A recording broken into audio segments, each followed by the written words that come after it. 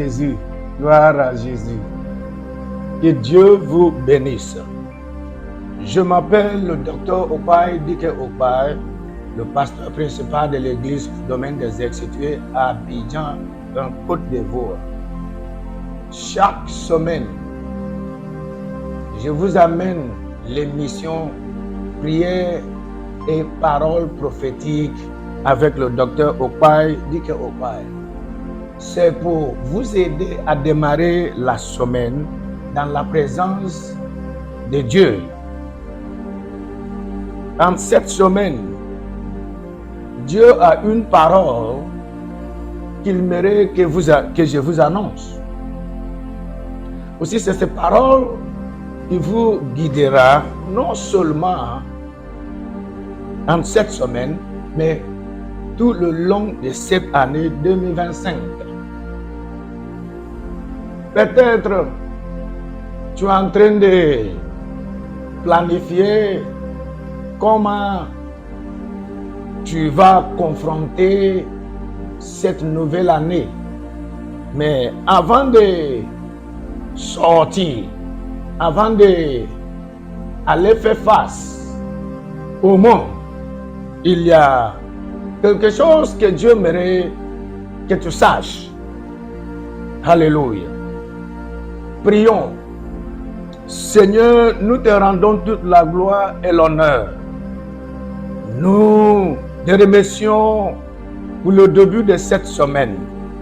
Nous te disons merci pour tout tes bienfaits. Merci de nous avoir gardés, guidés tout le long de la semaine dernière. Merci de nous avoir amenés dans cette nouvelle semaine.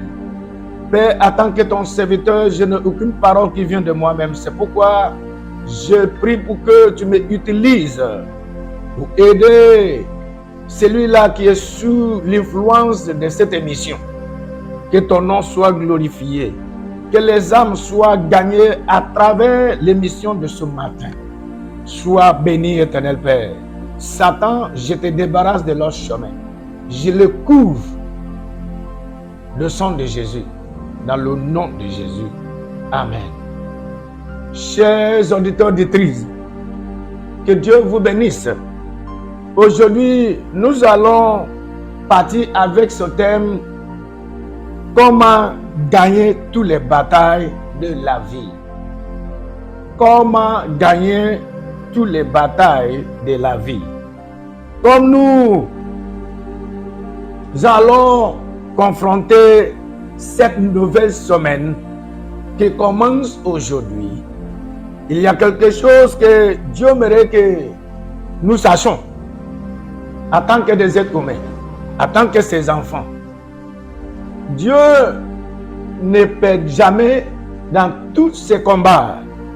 Dieu ne va jamais aussi perdre dans n'importe quel combat parce qu'il est le Dieu tout-puissant. En tant que ses enfants, parce qu'un lion doit donner naissance à un lion. Un lion ne va jamais donner naissance à un mouton. En tant que des enfants de Dieu créés à son image et à sa ressemblance, Dieu veut que nous avions ses attributs, son caractère, sa manière de faire. Dieu mérite que nous réussissons dans tout aspect de notre vie quotidienne. C'est pourquoi il m'envoie en tant que son serviteur sur vos chemins pour vous préparer pour cette nouvelle semaine. Chers frères auditeurs auditrices, j'aimerais que vous sachiez que il y a des combats, il y a des batailles de la vie que vous n'avez pas de capacité pour faire. Je reprends.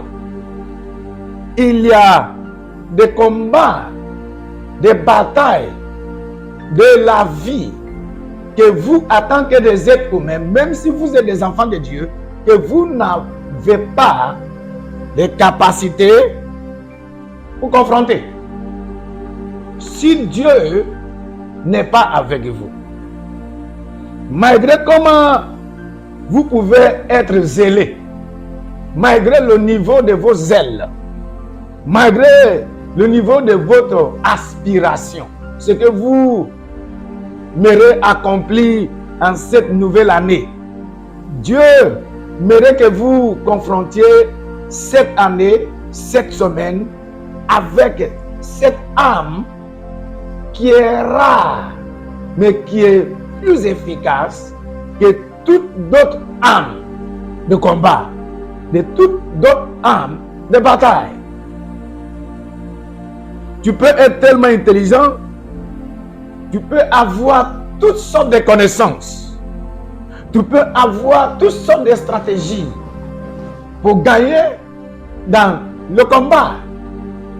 Mais Dieu, le Père de notre Seigneur Jésus, mérite que tu sois équipé au-delà de ce que tes ennemis peuvent avoir comme leur arme de combat.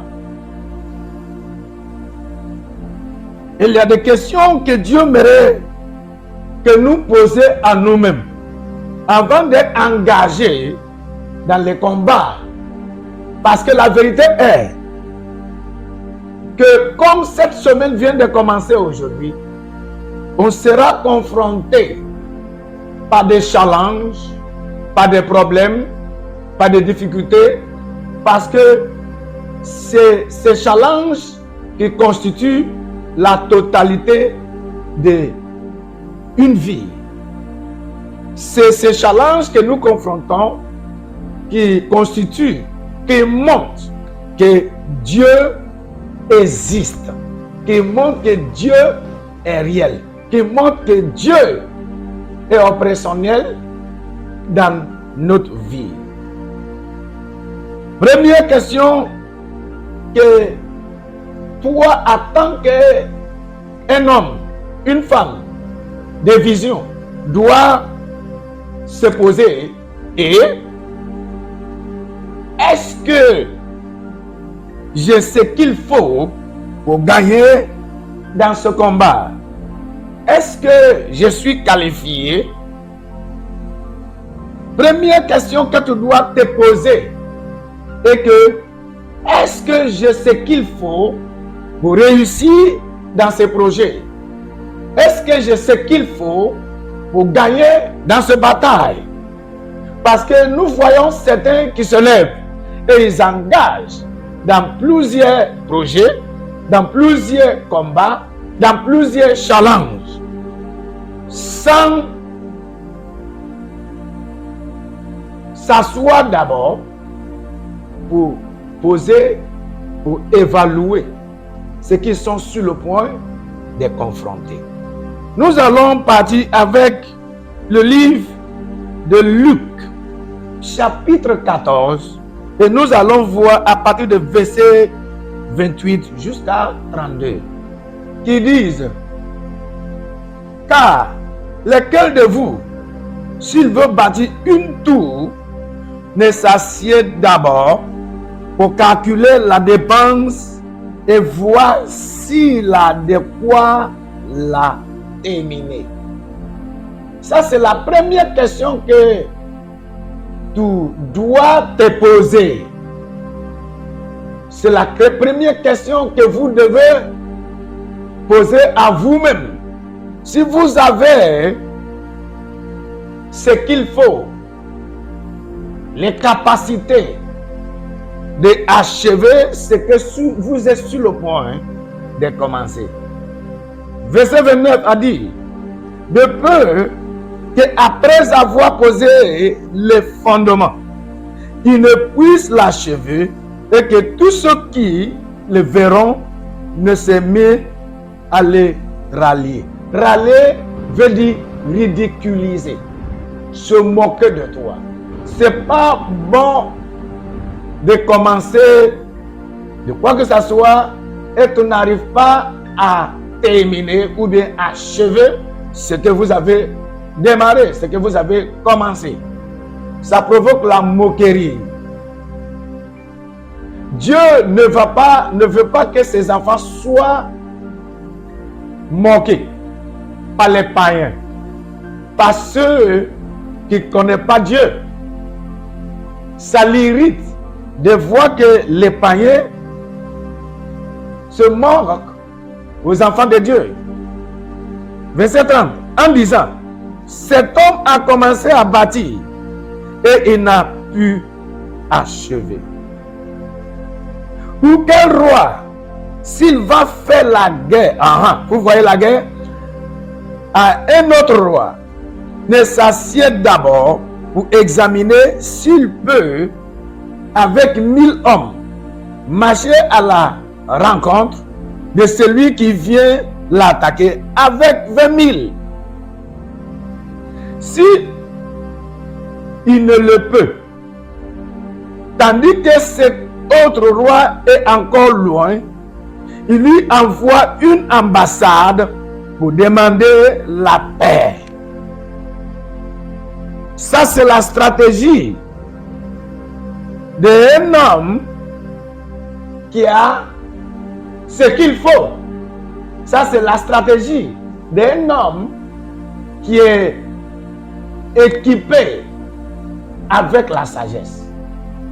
Nous allons aussi voir le livre d'Ecclésiaste. Ecclésiaste chapitre 9, verset 18, qui dit: la sagesse veut mieux que les instruments de guerre, mais un seul pécheur détruit beaucoup de biens. La sagesse veut mieux que les instruments de guerre. C'est-à-dire, ce que nous devons avoir avant de sortir pour aller faire la guerre, pour aller confronter la journée, pour aller confronter l'opposition et la sagesse. Celui qui est sage pose ce genre de questions à lui-même. Celui qui est sage acquit la sagesse, utilise la sagesse, déploie la sagesse. Nous allons aussi voir le livre de Matthieu, chapitre 2, 13 à 15. Première question est: est-ce que je sais ce qu'il faut pour gagner dans ce combat? Deuxième sera: est-ce que c'est le bon moment, c'est le temps d'être engagé dans ce combat, dans cette bataille? Ne vous engagez pas dans les batailles, dans les combats que vous n'avez pas encore premièrement assis pour demander, vérifier, calculer si vous avez ce qu'il faut pour gagner dans ce combat. Matthieu chapitre 2, 13 à 15, qui disent: lorsqu'il fut parti, voici un ange du Seigneur apparut en songe à Joseph et dit: lève-toi, prends le petit enfant et sa mère, fuis en Égypte et reste jusqu'à ce que je te parle, car Hérode cherchera le petit enfant pour le faire périr. Joseph se leva, prit de nuit le petit enfant et sa mère et se retira en Égypte. Il y resta jusqu'à la mort de Hérode. Jusqu'à la mort de Hérode, afin que s'accomplisse ce que le Seigneur avait annoncé par le prophète: j'ai appelé mon fils hors d'Égypte. Ça, c'est Dieu lui-même qui nous a donné son Fils unique, Jésus-Christ. La Bible nous a dit que Jésus était né au temps d'Hérode. Au temps d'Hérode nous parle de la saison dans laquelle Jésus-Christ était né. Au temps d'Hérode était le temps brutal. Parce que le régime du roi Hérode était brutal. On vient de lui annoncer qu'il y a un roi qui vient d'être né. Ça l'a hérité. Et il cherchait à les tuer, à lui faire de mal. Maintenant, la question que j'aimerais vous poser, est-ce que Dieu peut fuir devant un être humain?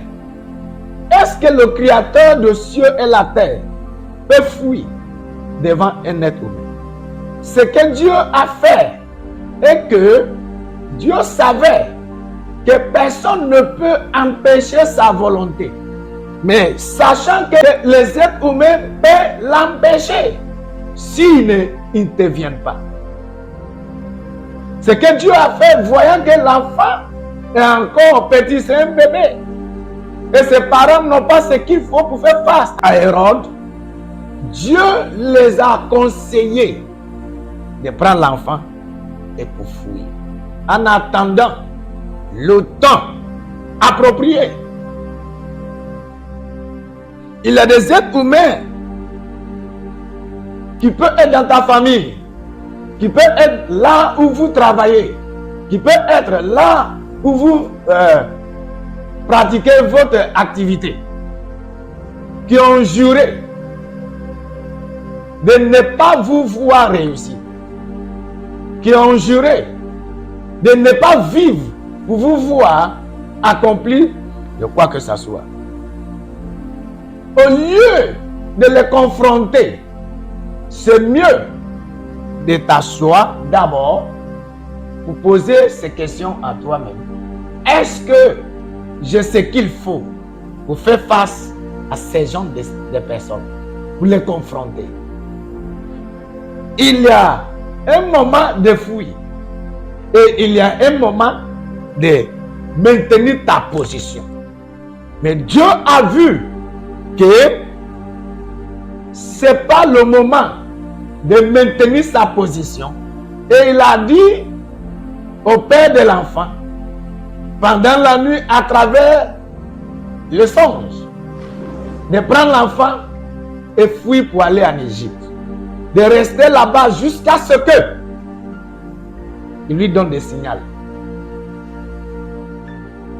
Le signal que Dieu lui a donné était pour lui annoncer que Hérode est mort. C'est pourquoi j'aimerais vous dire d'attendre jusqu'à ce que Dieu dégage l'accord. Je sais que dans vos cœurs, dans votre esprit, vous êtes zélés pour accomplir, pour poursuivre vos rêves, pour poursuivre, pour accomplir vos projets pour cette année. Mais Dieu aimerait que vous assiez d'abord et pour poser ces questions à vous-même. Est-ce que vous avez ce qu'il faut pour achever ce que vous êtes sur le point de démarrer? Nous allons partir avec le livre de Psaume 110, verset 1, qui dit: Parole de l'Éternel à mon Seigneur, assieds-toi à ma droite jusqu'à ce que je fasse de tes ennemis ton marchepied. Jusqu'à ce que je fasse tes ennemis ton marchepied. Vous voyez que Dieu mérite que nous s'asseyons d'abord. Le temps que nous sommes en train, le temps de s'asseoir en cet effet, nous parle de confier tout entre les mains de plus haut, entre les mains de plus fort, entre les mains de l'Éternel. Il a dit: assieds-toi à ma droite jusqu'à ce que je fasse tes ennemis ton marchepied. Ma prière pour vous en cette semaine est que l'Éternel fera tous vos combats et vous aurez la victoire dans le nom de Jésus-Christ de Nazareth. Ma prière pour vous est que l'Éternel devancera à tous vos ennemis en cette semaine pour les faire tomber devant vous dans le nom tout puissant de Jésus. Dieu a dit, assieds-toi à ma droite jusqu'à ce que je fasse. C'est-à-dire, si Dieu te dit de t'asseoir à sa droite jusqu'à ce que, c'est-à-dire, Dieu vient de rentrer dans sa cuisine pour préparer une bonne avenir pour toi. En cette semaine, Dieu prendra soin de tout ce qui vous concerne dans le nom de Jésus-Christ de Nazareth. Je sais que vous êtes tellement zélés. Je sais que vous avez beaucoup de choses que vous cherchez à réaliser, que vous cherchez à accomplir. Asseyez-vous d'abord. Demande l'intervention de l'Éternel. Et vous verrez la main tout-puissante de Dieu d'Abraham, Isaac et Jacob. Je me lève maintenant pour décréter sur votre vie la victoire en cette semaine. En cette semaine, je décrète que l'Éternel fera tous vos combats et vous aurez la victoire dans le nom de Jésus-Christ de Nazareth. Quand vous allez sortir à partir d'aujourd'hui pour confronter la vie, pour faire face à la vie vous accordera tout ce que vous souhaiterez dans le nom de Jésus-Christ de Nazareth. Aussi longtemps que vous êtes dans le côté, aussi longtemps que vous êtes dans le côté de l'Éternel, l'Éternel ne vous livrera pas à vos ennemis. Au contraire, il transformera vos ennemis comme vos marchepieds. C'est ce qu'il a dit. En cette semaine, je décrète le succès. Je décrète la victoire. Tu ne mourras pas.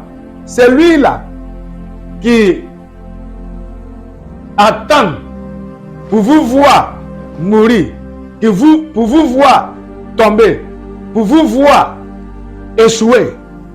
C'est eux-mêmes qui tomberont, c'est eux-mêmes qui mourront, c'est eux-mêmes qui échoueront dans le nom de Jésus.